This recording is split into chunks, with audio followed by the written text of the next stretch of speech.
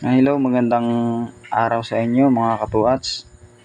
Ay may gagawin tayo ngayon na Mio Sporty. Ang problema nito mga katuats ay malakas ang tagas ng langis niya dito sa gilid na to. Ang daming langis niyan kanina diyan mga katuats. Washing muna ni boss para maganda paggagawa natin. Ayan mga katuats, aking bubuksan muna itong Mio Sporty para malaman natin kung saan nanggagaling yung langis na lumalabas dun sa gilid na yun. Yan mga katuats, bubuksan ko muna at nang magkakita-kita kung saan ba talaga yung lumalabas. Medyo ipo-forward ko mga katuats para hindi masyadong mahaba itong ating video.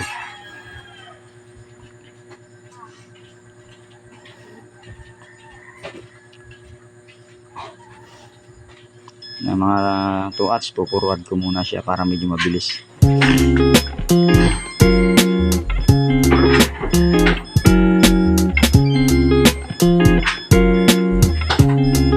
Yan mga katuats, hirit. Okay.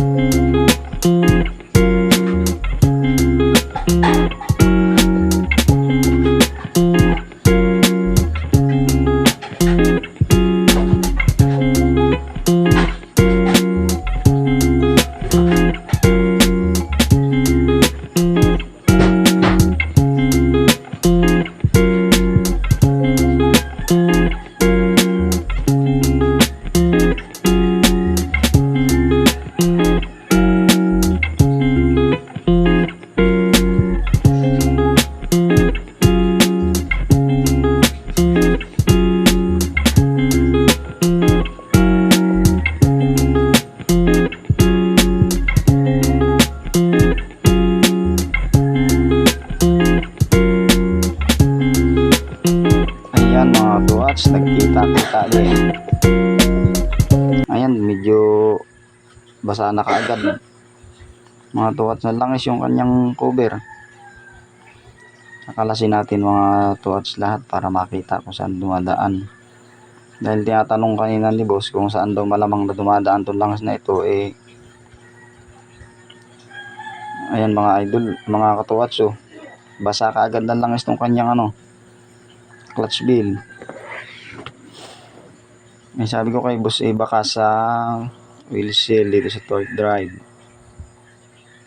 Yan mga katuats, basa ng langis yung kanyang clutch bill, pati itong clutch yun niya, kaya pala hinang humatak. Ayan mga katuats, may basa ng langis siya dito. Basa mga katuats ng langis. Kalasin ko pa mga katuats itong unahan. Kaya pala mga katuats, sabi ni boss, ang hinang humatak nitong kanyang Mio, bago naman itong niya, itong panggilid niya, itong poly drive piece niya bago, saka itong flyball niya daw bago din, ang hinang humatak. Kaya pala mga katuats, basa pala ng langis dahil nga dito sa tumatagas na to. Parang okay naman ang oil seal niya. Yung mga katuats pala, pinapalitan pala niya to ng gasket, bago ang gasket to. At andito mga katuats yung tumatagas na langis. Ayan mga basa mga katuats, siguro hindi masyadong maganda ang pagkakasigo niya.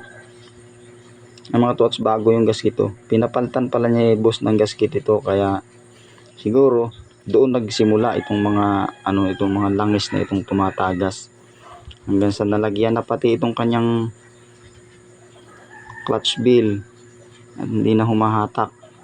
May mga tuats nahigpitan ko na yung kanyang mga tornilyo, naayos ko pati itong kanyang gasket dahil nga hindi maganda yung pagkakalagay. Pinalitan ko mga tuats ng bagong gasket dito sa cover dito sa kanyang gearbox. Hindi ko na lang napakita mga tuats dahil naghanap pa kami ng gasket na aking ginamit.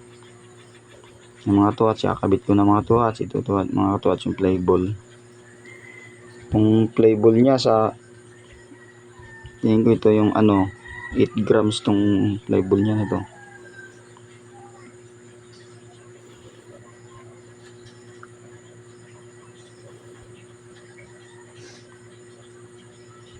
Lumuluwag na pati itong damper niya. Ang mga tuwat sasalpa ko na dahil yun lang ang naging sira ng motor ni boss. Ang pagtagas ng langis niya doon lang nanggaling sa gasket cover dito sa kanyang gearbox. Kaya tumagas yung kanyang gear oil. Yun nga mga tuwats, hindi ko na naipakita dahil naghanap pa kami ng yung gasket namin ginamit, tapos nailagay ko na kagad, naisalpa ko na, hindi ko na napakita. Pero yun lang ang naging damage. Saka pala mga tuwats, sinugasan ko lahat itong mga panggilid ni boss, nilinis ko lahat. Dahil basa nga siya ng langis, ang dulas na, hindi na kumakapit yung kanyang clutch shoe doon sa kanyang clutch bill dahil kumakalpos na siya. Yung pagka ganun na nalagyan ng langis, talagang hindi hahatak na maganda ang ating motor dahil madulas. Puro ugong na lang makina, hindi naman humihirit. Yung mga idol, mga katuats yan, wala na siyang langis, malinis na siya. Kala ko kasi kanina oil seal sa torque drive ang kanyang diferensya, sa gasket naman pala. Pero okay na mga katuats.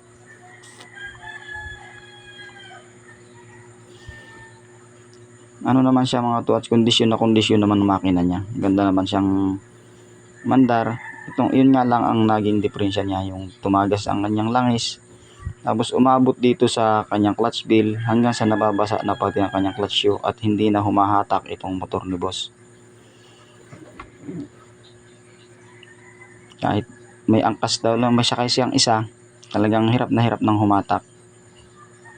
Gawa nga mga katuwats nang nabasa ng langis. Ngayon okay na ito, 100% mga katuwats, okay na itong motor ni boss.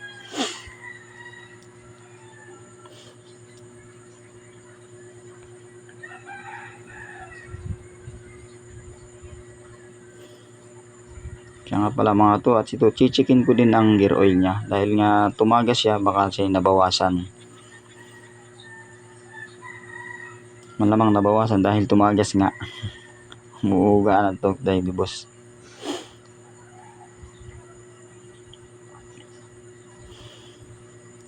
Okay yan mga katuwats, tatakpan na natin.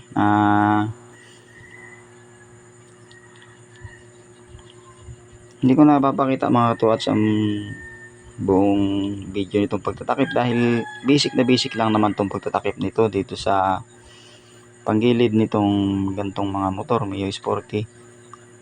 Kahit sa sarili nating motor, pag gantong mga takip lang, kayang-kaya naman natin. Kaya hindi ko napapakita mga katuwats ang pagtatakip. Muli mga katuwats ay salamat sa panonood. At hanggang dito na lang mga katuwats itong ating video. Yun lang ang naging sakit ng motor ni boss. Sa gasket lang, basic na basic lang.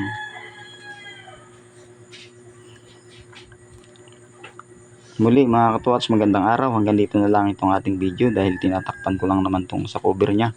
Hindi ko na pakikita itong pagtatakip.